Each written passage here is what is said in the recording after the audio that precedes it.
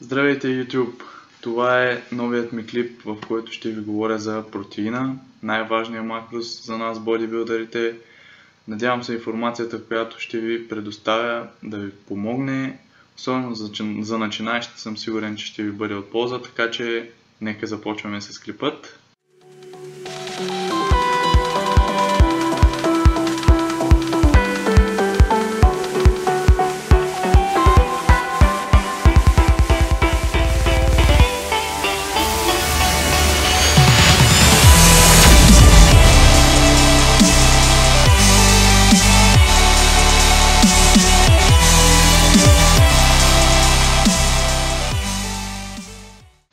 Първият въпрос, на който ще отговоря е какво е протеинът всъщност, от какво е създаден.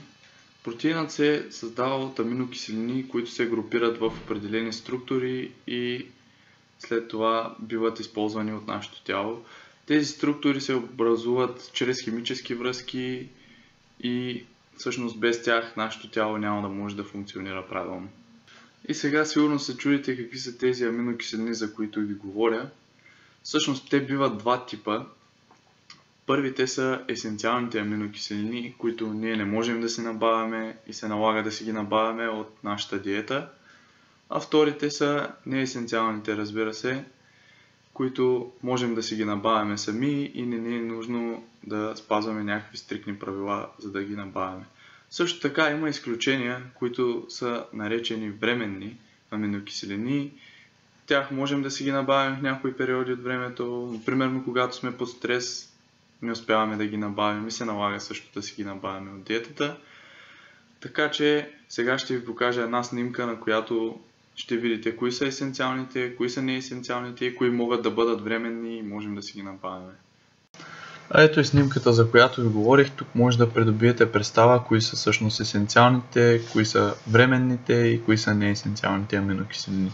Вторият въпрос, на който ще ви отговоря е защо тялото ни трябва да си набавя достатъчно протеин. Ами защото все пак ние трябва да се възстановяваме и да изграждаме нови мускулни влакна.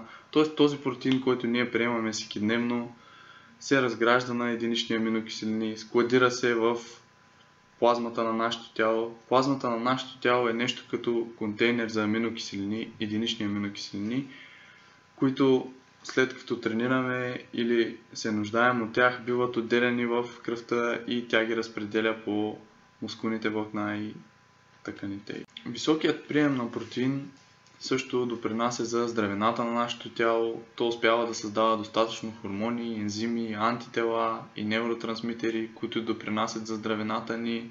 Също така успява да се възстановява по-добре по този начин, успява да възстановява клетките, да създава нови тъкани. Също така високия прием на протеин е и много важен за още две неща. Първото от тях е, че когато ние приемаме достатъчно протеин, отделяме един хормон, наречен глюкагон, който разгражда гликогена в нашето тяло до глюкоза, вследствие на което ние използваме тази глюкоза за енергия. А второто нещо е, че така ние, когато приемаме достатъчно протеин, ние отделяме повече масни клетки от масната тъкан и разбира се изгаряме повече мазнини.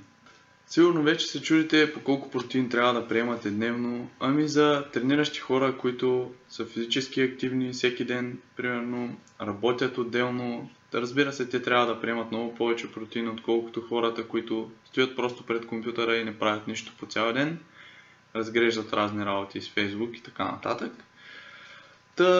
Това, което ще препоръчам за трениращи е да спазвате диапазона от грам и половина до 2 грама. Според мен това е напълно достатъчно за всеки трениращ. До момента не е доказано, че повече от 2 грама всъщност ще допринесе за изграждането на повече мускулна маса и така нататък.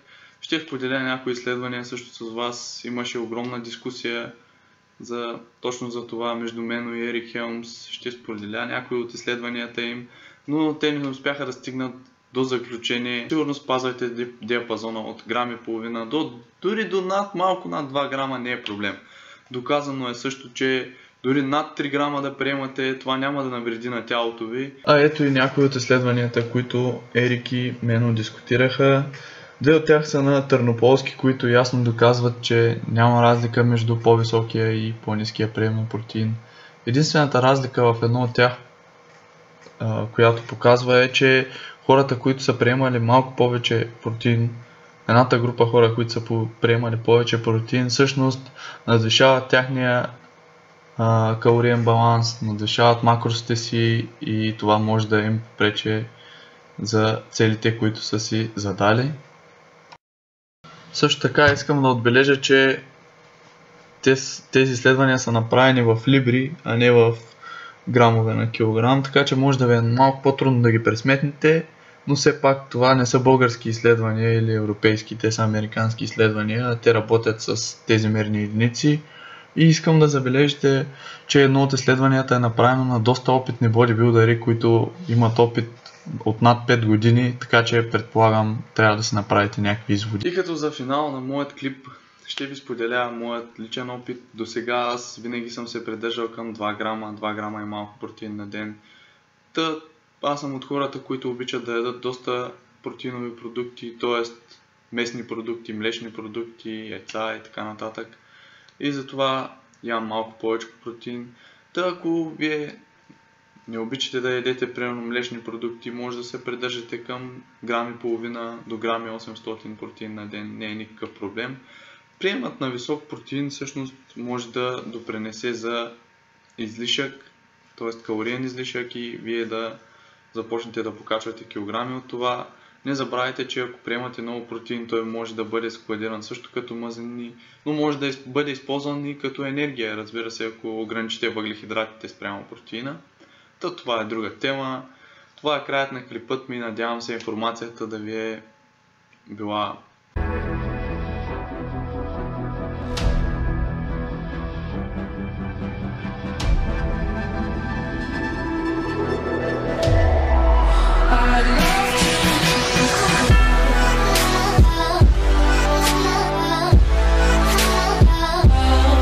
Това е от мен, ще се видим в следващия клип и Double Bicep специално за всички. Бум!